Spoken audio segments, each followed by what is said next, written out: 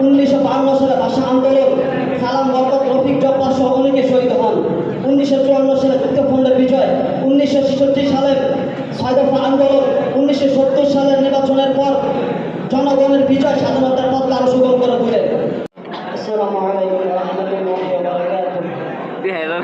আলহামদুলিল্লাহি রাব্বিল আলামিন ওয়াসসালাতু ওয়াসসালামু আলা রাসূলিল কারীম, আম্মা বা'দ। আউযু বিল্লাহি মিনাশ শাইতানির রাজীম। বিসমিল্লাহির রাহমানির রাহিম।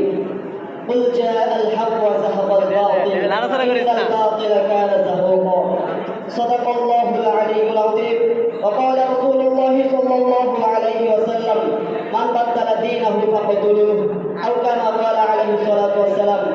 উপস্থিত সকলকে ধন্যবাদ জানিয়ে শুরু করছি আমার বক্তৃতা। আমার বক্তৃতার বিষয়বস্তু হচ্ছে বাংলাদেশ স্বাধীনতা সংগ্রাম প্রত্যাশা পদ্ধতি। উক্ত বিষয়টি আলোচনা করব ইনশাআল্লাহ তাআলা।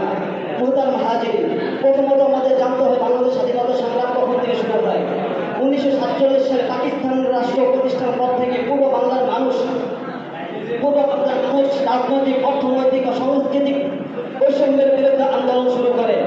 1952 সালে ভাষা আন্দোলন, সালাম বরকত, রফিক জব্বার সহ অনেকে শহীদ হন। 1954 সালে যুক্তফ্রন্টের বিজয়, 1966 সালের 6 দফা আন্দোলন, 1970 সালের নির্বাচনের পর জনগণের বিজয় স্বাধীনতার পথকে আরো সুগম করে তোলে। 7ই মার্চ 1971 সালে ঢাকার রেসকোর্স ময়দানে